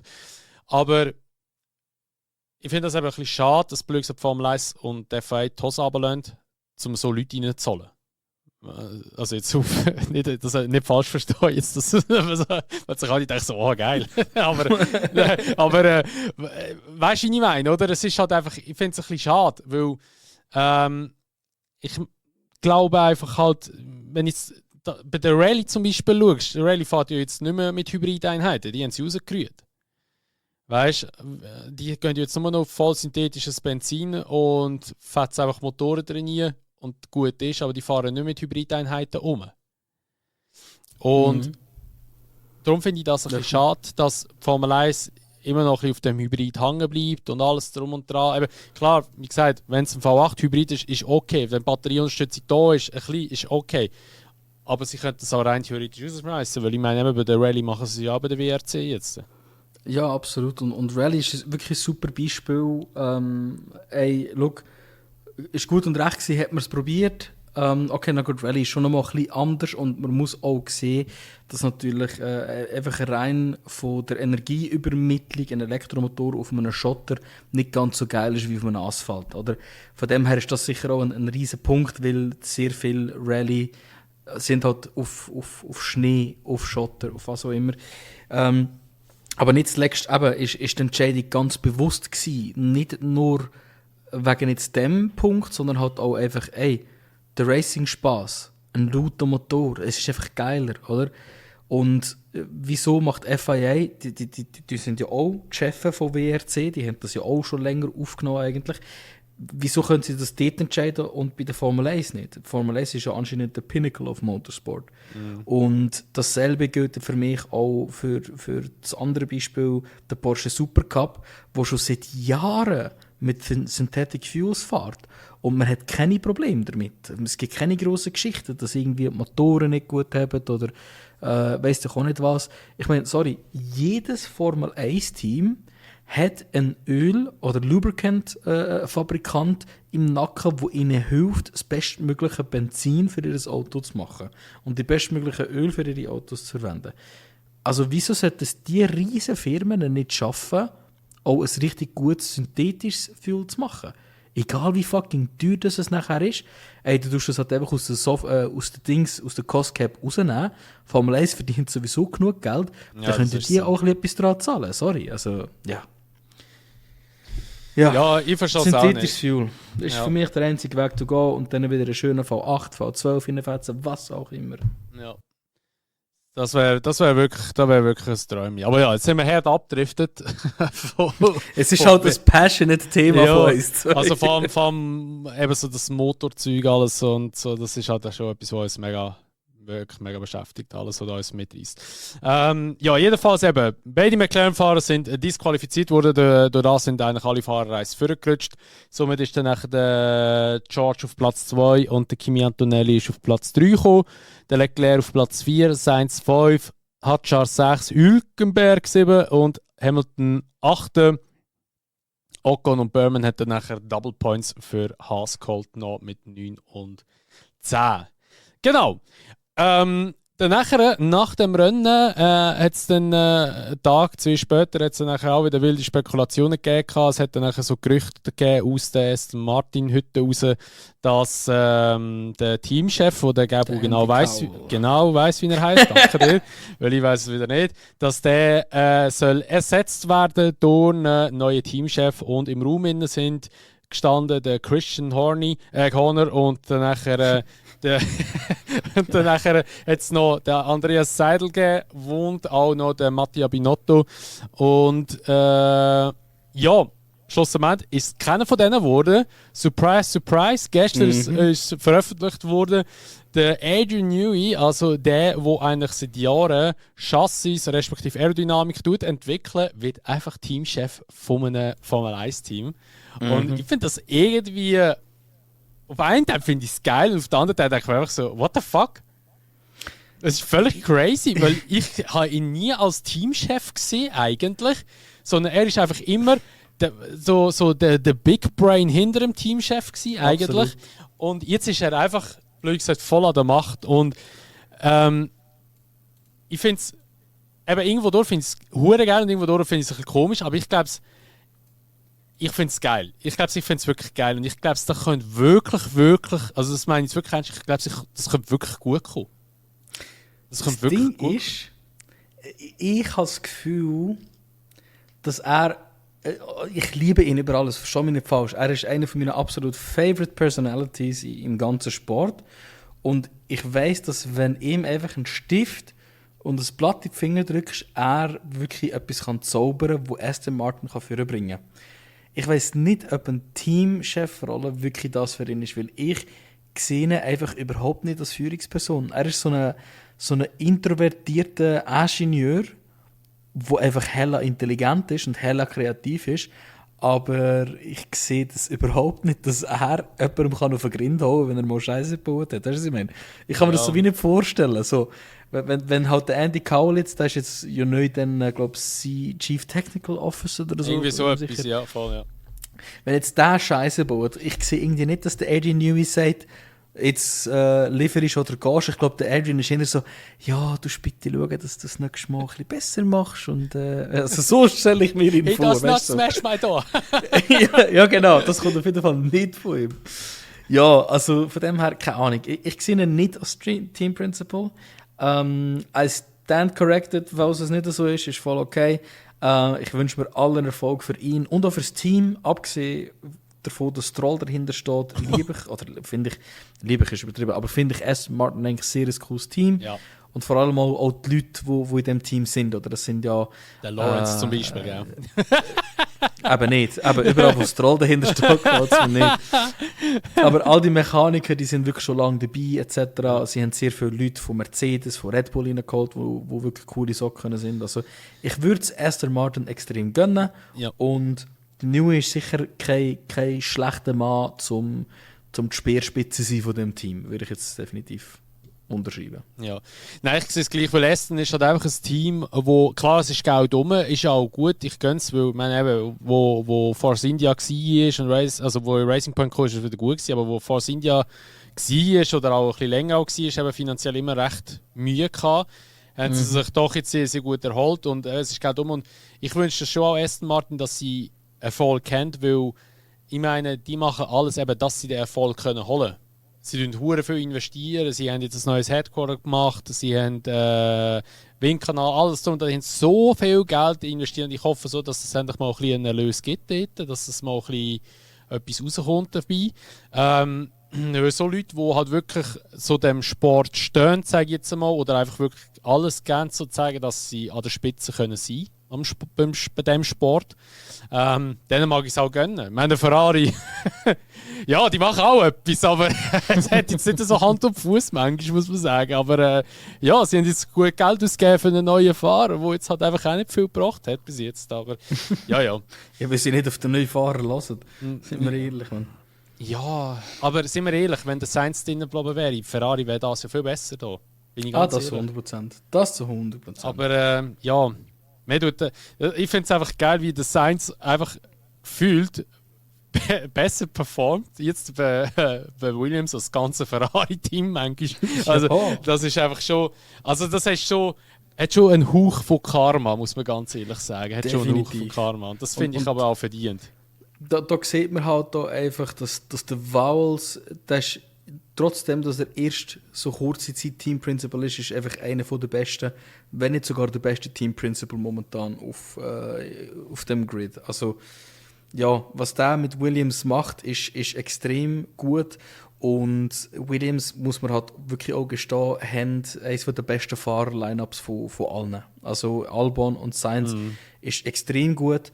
Und ich sage, trotz allem, was war, immer noch Sainz ist underrated. Und ja, habe ich auch immer gesagt bei Ferrari. Ja, habe ich auch immer gesagt bei Ferrari, dass Sainz underrated ist. Und, da bin ich richtig stolz auf mich, dass ich da immer dazu gestanden bin. Weil ich habe immer den Sainz weiter von als der Leclerc gerankt vor dem 21, wo er zu Ferrari gekommen ist. Und er hat ja dort gerade mal schnell kurz alles gerissen, Team intern. Und eben, ich meine, er ist gut schnell. Er ist leichter in so Blinddarmoperationen. Gut, der Elben ja auch. Also man muss zwar ehrlich sagen, Elben hat ja auch ein bisschen geschwächelt jetzt auch in den letzten paar Wochen und Monaten. Aber es ist immer noch im Vergleich noch stark, also muss man wirklich sagen. Und ich glaube, Williams freut sich schon auch aufs nächste Jahr. Und auch wirklich für mich auch ein Team, das ich auch gerne weiter vorne sehe, muss ich ehrlich sagen. Halt. Also momentan in dieser Konstellation mit Teamchef, alles drum und dran, wie du schon gesagt hast, James Vowles so ein sympathischer und auch einfach einer, der gibt mir immer das Gefühl, wenn ich dem seine Videos gesehen habe, dass alles gut kommt. Der hat so eine angenehme Stimme. Ja, das ist super. Apropos James Vowles, ich weiß nicht, ob du es mitbekommen hast, er hat, glaube ich, gestern oder so hat er ein Video gedroppt, wo er gesagt hat, er wird in einem 12-Stunden-Rennen fahren, nach Abu Dhabi. Ah ja? Also in Abu Dhabi sogar. Ich weiß nicht, wo man das schauen kann. Vielleicht hört man auch noch mal etwas darüber. Aber muss ich ganz ehrlich sagen, da werde ich schnell reinschauen bis im Stint. Er hat gesagt, er macht das. Klar ist es nicht das Gleiche, aber er macht das, um wieder ein bisschen mehr zu connecten. Wo er hat selber früher auch gefahren. Und er will wieder ein bisschen mehr connecten zu seinen Fahrern. Und er feige auch den Teamaspekt mega cool und so, dass er eben nachher muss wechseln und so den Stint abgeben. Und ja, nein, also er wird nach dem Abu Dhabi-Rennen, ich glaube, das Wochenende drauf wird in Abu Dhabi 12-Stunden-Rennen sein. Und dann wird er dort auch noch fahren. Finde ich verdammt cool. Ja, finde ich auch wirklich cool. Eben, und, ich finde auch, er ist eben einer von den besten Teamchefs eigentlich so am Grid. Also Toto ist auch immer noch eine Macht, muss man wirklich sagen. Der mit seinem Headset und seinen Haaren haben eine richtige Aura, die er verstreut hat. Und ja, hast du das Video auch schon gesehen vom Toto, wo er dort so im Kimi so voll die lieben Wörter sagt, so für Imola ist es, glaube ich, so für sein Heim Grand Prix, so sagt er so, ja eben, der Druck jetzt da vom Heimpublikum, das ist alles gut und so, du machst das super und so. Und dann ist ja der George auch nebendran gehockt und dann sagt er so, ja, was sind meine weißen Worte? Also, where's my wise words? Und dann er so, ja, du bist 27, du bist der Senior Driver in unserem Team. Man weiss nicht was als. Er fickt einfach, ja, er fickt einfach gerade an. Und der George lacht einfach nur und schüttelt den Kopf. Ey, das ist so ein geiles Video. Hast du das noch nie gesehen? Ich glaube noch nie direkt, ne? Also, okay. Also ich schicke das dann noch. Ey, das ist so ein geiles Video, so ein Lachen, als ich das gesehen habe. Ey, nein, und dort muss ich auch sagen, der Toto ist, ich finde ihn wirklich mega sympathisch. Er ist manchmal schon speziell, aber ist auch mega sympathisch. Ja, nicht der Toto. Also nicht nur sympathisch, hat auch einfach extrem gut, also was er mit dem Team auf die Beine gestellt hat. Ich habe jetzt letzte auch ein Stat gesehen, oder beziehungsweise mitbekommen, Mercedes ist jetzt, glaube ich, das wertvollste Sportteam auf der Welt. Ja, sie haben ja jedes einzelne Sportteam überholt. Ja, sie haben ja, der Toto hat ja ein Fünftel von seinen Aktien oder seinen Anteil von Mercedes, wie heisst die Cyberfirma? CrowdStrike, wo ja auf dem Certifikat drauf ist. Ja. Hat er ja verkauft. 5% von seinem Drittel, das er hat, von Mercedes. Und umgerechnet, ich weiss nicht, wie viele Millionen das er bekommt. Ich glaube, es sind etwa 300 Millionen. Und eben alles zusammengenommen sind, weiss ich, wie viele Milliarden, die das Team an Wert hat. Dann haben wir es neu evaluieren. Ja. Oh mein Gott. voll crazy, Mann. Aber das ist heftig. Aber du musst dir vorstellen, er hat auch 300 Millionen gemacht. Weil er 5% Einfach nur mit oder so. 5% Ja, nichts verkaufen. eigentlich, weil er einfach dort das Ja, abgeht vom Team. Aber ja. Und vor allem, weißt du, er hat mit weniger Geld 33% von dem Team eingekauft. Das ist der halt hat schon Gewinn auch wild. gemacht. Der hat fetten Gewinn gemacht. Der ist ein reicher Mensch jetzt. Ja, das ist ja so. Ja, aber was sind wir jetzt vorher gewesen, Mann? Jetzt sind wir schon abgedriftet. Völlig am Rumgumpen. Ich Ja, habe schon wieder wirklich. ein anderes Thema, das ich noch schnell sagen im Kopf. Also. Ja, sag nur. Also eben, wir haben jetzt eigentlich Disqualifikation, alles haben wir jetzt gehabt eigentlich. Also wir sind jetzt eigentlich mehr so richtig Eigentlich ausgeblickt sind wir von Katar rein. Genau, Adrian Newey sind wir gewesen. Ja, wir sind ja dort gewesen. Adrian Ja, Newey ja, sind wir gewesen, genau. Ja. Ich kann nur noch schnell reinfetzen von wegen Off-Track, coole Momente. Das mit dem Verstappen und dem Kimi ist so cool gewesen. Ja. Wo der Verstappen ihn gefragt hat, ey, welcher Platz bist du? Nachher sagt er, ja, 4. Und er so, 4? Das ist richtig cool. Aber ja, das soll ich noch schnell am Rand noch reinhauen. Ja, da finde ich auch eine coole Sache, dass sich eigentlich der Verstappen so gut mit den Rookies versteht. Also ich glaube, er hat Ja, mit sowieso. niemandem böse. Also ich finde das richtig geil. Selbst mit dem Russell. Er hat ja, mit dem Russell ist er ja das Dings auf dem Auto drauf gehockt. In Sao Paulo. Ja, gut, ich denke, dort wird es vielleicht schon ein bisschen mehr Schein als Sein sein, denke ich jetzt mal. Also habe ich so das Ja, Gefühl. kann sein, aber weißt du, das zeigt trotzdem in meinen Augen, dass der Verstappen das einfach trennt. Das ist Er einfach, respektiert ihn, das sicher, ja. das auf jeden Fall, ja. Ja. 100%. Und das finde ich schon auch wichtig und das finde ich auch gut. Und ja, eben auch, wie er es einfach mit der Rookie hat und so, eben sechs Bortoletto, dort hat mit dem Bortoletto zusammen ja mal einen Podcast gehabt. Dort hat er ist ja auch zum Beispiel auch gefragt worden, wenn du dich müsstest entscheiden zwischen Kart und Sim-Racing, was würdest du eher empfehlen? Und er hat zuerst sagen, ja beides. Und dann hat der andere gesagt, der ihn gefragt hat, Nein, du kannst ja nur auf eins entscheiden. Und dann hat er gesagt, Sim-Racing. Weil er gesagt hat, Karte. er hat gesagt, das sei ja Kartfahren ist gut für Basics, hat er ja gemeint, wegen Overtake, Defender, alles drum und dran. Aber das Gespüren vom Auto ist dann wieder komplett anders mit eben Federung und Fahrwerk und alles drum und dran. Das ist komplett nochmal etwas anderes, als wenn du Kart fahren tust. Ja, das habe ich einen sehr coolen Podcast gefunden. Ich habe tatsächlich auch ein bisschen reingelassen, dort nicht alles. Aber ich weiss aber jetzt nicht mehr, wie der Podcast geheißen hat im Fall. Aber es ist ein guter Podcast. Brasilianischen eigentlich. Ja, aber es ist noch wirklich ein guter gewesen. Und dort war eben auch der Bortoletto mit dabei gewesen, weil die zwei verstehen sich ja sowieso eigentlich relativ gut dann.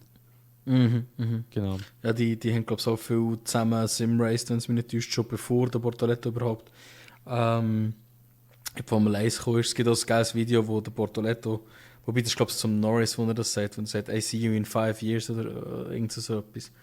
Das ist schon noch cool. Also, zurück zum Adrian Newey. Genau, Würde ich mal eben, sagen. er ist ja jetzt der Teamchef ab 2026, muss ich noch erwähnen, also nicht per sofort, also ist der nächste Teamchef. Und ja, dann schauen wir mal, was da so geht, wie das so weitergeht mit Aston. Ich bin dort sehr, sehr gespannt. Und das ist eigentlich schon so die einzige grosse News gewesen. By the way, es ist einfach recht krass, für 2026 sind bei Red Bull, also im Tsunoda-Sitz ist ja noch nicht bestätigt, also der ist immer noch frei. Und beide V-Carb-Sitze sind auch immer noch offen. Und Das- was aber schon ziemlich klar ist, ist, dass einer von diesen drei wird liefern. Weil es ist schon ziemlich safe, dass der, also beziehungsweise nicht im Lundgaard, wie heisst er? Lindblad. Lindblad ist bereits schon versprochen worden, dass er einen Sitz bekommt. Ja, also schlussendlich muss sich zwischen Liam und dem Tsunoda muss eigentlich entschieden werden. Bin ich überzeugt. Und ich Weil glaub Hadjar mittlerweile auch, dass kannst du nicht droppen, sorry. Den kannst du- Nein, also, der Hadjar. Gefühlt jedes Rennen endet er auf P6. ja. Das ist so krank, wie gut er ist. Und für mich gibt es mittlerweile keine Diskussion mehr. Ich glaube, Hadjar fährt nächstes Jahr im Red Bull und Tsunoda wird geköpft. Weil es läuft nicht. Es läuft einfach nicht. Ich weiß nicht. Also, Ich hoffe es nicht. Ich liebe den Tsunoda. ja, aber ich muss Das auch ist einer ehrlich von meinen sagen, Lieblingsdriver. Aber, ja, ich muss eben auch sagen, der Tsunoda ist so ein sympathischer auch. Und Es gibt ja immer noch, es gibt wirklich noch vereinzelte Spekulationen, dass es wirklich heisst, dass Red Bull sich ernsthaft am Überlegen ist, jetzt nur noch ein weiteres Jahr drin zu behalten, wegen dem neuen Chassis, weil er halt einfach doch auch Erfahrung hat, weil ich glaube, Red Bull hat schon ein bisschen seine Fehler gelernt und ich glaube auch der Laurent Mekies kann da schon auch ein bisschen mitreden jetzt und ich meine, er hat es sehr gut mit dem Tsunoda und ich glaube auch, er weiß, wie gut der Tsunoda eigentlich ist, weil er hat dann ja auch gesehen bei V-Carb und so wie er fährt. Ich meine, bei V-Carb ist es ja gelaufen und ich meine, eben, du verlierst das Autofahren nicht einfach, weil du in ein anderes Auto reinhockst. Ich hoffe einfach wirklich, dass sie, also weißt du, der Liam, er fährt schon auch gut. Er ist schon auch ein guter Fahrer. Ich will nicht sagen, dass er ein schlechter Fahrer ist. Aber man muss einfach auch das so ein bisschen mal herstellen und sagen, dass wenn es einen Zweikampf mit dem Liam gibt, dann klopft es meistens. Ja, ich kann aufs Gleiche gehen, wo du angefangen hast, über ihn zu reden. 100%. Es ist immer so. Ich weiß nicht, irgendwie habe ich ein bisschen das Gefühl danach, aber irgendwie traue ich dem Gefühl auch nicht. Aber ich könnte mir gut vorstellen, dass sie sagen, hey, wir nehmen jetzt noch ein weiteres Jahr bei Red Bull unter Vertrag. Mindestens bis zur Sommerpause. Und wenn der Hadjar bis dort besser performt und er sehr schneller ist und weiss ich was alles, dann machen wir einen Driver-Swap. Aber ich könnte mir gut vorstellen, dass sie den Liam droppen. Ich glaube, es kommt auf zwei Sachen drauf ab. Erstens eben, wie sieht Anfang nächstes Jahr die Situation aus? Und ich glaube, es kommt auch darauf ab, was macht der Hadjar. Weil der Hadjar ist ja bis jetzt so ein bisschen auf dem Standpunkt, und das hat er oft schon in den Medien gesagt, dass er sich nicht wirklich sicher ist, ob er dann den Sitz wird annehmen oder nicht. Weil, ja, wir haben gesehen, es ist ein Karrierekiller. Oder? Es hat andere Fahrer fast aus der Formel 1 rausgehauen, es hat andere Fahrer aus der Formel 1 rausgehauen. Und das will er natürlich so gut wie es geht vermeiden. Oder? Ich bin auch überzeugt, wenn nächstes Jahr der Perez dann wieder zurück ist, wird er und der Bottas sehr ähnlich performen. Der wird wahrscheinlich sogar bessere Resultate reinholen als in seinem letzten Red Bull-Jahr. Also, ja, es ist einfach etwas mit dem Auto falsch, schlichtweg. Ja, definitiv. Hast du übrigens gesehen, der Toto hat auch darüber gewitzelt, es ist in Las Vegas ist gestanden, the Austrian Anthem for the winning constructor Max Verstappen. Wirklich? Ja. Ja, aber es hat halt schon etwas. Es hat ja schon etwas. Ich meine, die ganzen Punkte hat ja er geholt. Also, es ist ja abartig. Also, wird sich vielleicht irgendjemand bei den F1-TV-Spezialisten so ein bisschen Spaß erlaubt. Ja, also der Gag, den gönne ich mir jetzt. Nachher ist wahrscheinlich gefunden worden. Sehr wahrscheinlich. Ja, gut. Dann würde ich mal sagen, wir schauen mal noch kurz auf Katar, weil da gibt es ja auch noch 2-3 spannende Sachen, die wir erwähnen können, weil wir haben jetzt heute Donnerstag und wir sind jetzt gerade vor dem Katar Grand Prix, oder vor dem Wochenende. Ja, wichtigste Regelung, die es gibt, und zwar, es gibt einen verpflichteten Two-Stopper an dem Wochenende, am Rennsonntag, und die Reifen dürfen nicht länger als 25 Runden drauf bleiben. Dann, es ist ein Sprintrennen. Das ist auch noch wichtig zu erwähnen. Und dort ist dann die Regel nicht drin, weil ja, macht ja nicht so viel Sinn, weil der Sprint geht wahrscheinlich etwa 20 Runden, wenn überhaupt. Es ist aber spannend, weil es nimmt halt ein bisschen die Rennstrategie raus. Man hat halt einfach wahrscheinlich eine Strategie, die man machen wird, die alle Teams werden anwenden. Also es könnte sein, und das tue ich jetzt einfach gerne mal schon mal anwenden, es könnte sein, dass das Rennen vielleicht ein bisschen langweilig könnte werden. Ist aber nicht garantiert, aber es könnte werden, weil halt, eben, wie gesagt, alle ein bisschen die gleiche Strategie werden fahren oder machen fast.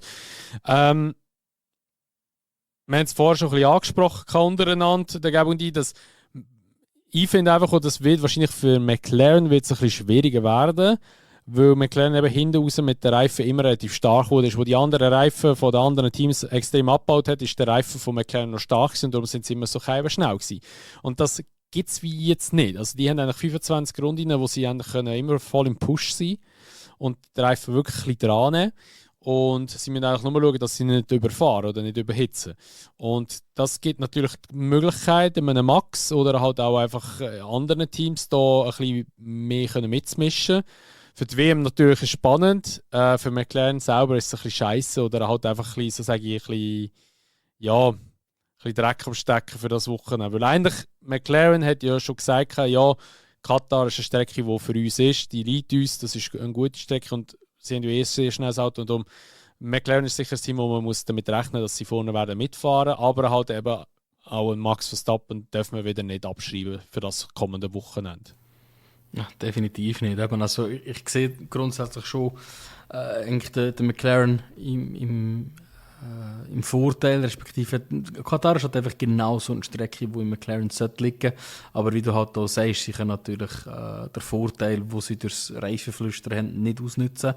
Und ja, das wird natürlich dementsprechend schon einen Einfluss haben. Das Wochenende ist für mich aber komplett offen, weil Piastri ist eigentlich jemand, der sehr gut war in Katar. Der Verstappen hat bis jetzt noch nicht sehr viele gute Resultate gehabt in Katar. Also es kann halt wirklich so ein bisschen alles passieren. Und eins von denen alles, was passieren kann, könnte tatsächlich, das haben jetzt schon ein paar Leute ausgerechnet, ein paar bekannte Influencer haben darüber geredet. Es könnte effektiv passieren, dass wir punktegleich 3,91, 3,91 und 3,91 Punkte bei Norris, Piastri und Verstappen könnten haben. Wenn ich es richtig in Erinnerung habe, müsste das so passieren, dass der Norris nur 1 Punkt bekommt. Das heisst P8 in einem Sprint oder P10 im Rennen. Der Verstappen müsste, glaube ich, irgendwie gewinnen und der Piastri, beziehungsweise, ja, aber es gibt verschiedene Szenarien. Aber es ist effektiv möglich. Es könnte wirklich passieren, dass wir alle Punkte gleich ins letzte Dings gehen. Wiederum muss man auch ein bisschen realistisch sein. Wir gehen jetzt mal nicht davon aus, dass der Norris einen absoluten Stinker hat und nur einen einzigen Punkt holt. Der Norris muss effektiv nur noch 2 Punkte über Piastri oder Verstappen kommen. Das heisst, wenn er gewinnt und Verstappen zweit ist, hat er die Championship gewonnen. Dasselbe beim Piastri. Von dem her, es ist für einen Norris ist es schon wirklich nicht mehr viel Arbeit, die er muss erledigen muss. Und wenn wir ein bisschen realistisch sind, müssen wir eigentlich mit dem Mindset hineingehen, dass der Norris wahrscheinlich wird Championship gewinnen in Katar. Nein. Was? Glaubst du nicht? Ja, so ein heroisches Nein rausschreien, weißt du, so, nein! Discord hat es abgeschnitten. Ja. Noch wie ein Seehund, ja. Nein, genau.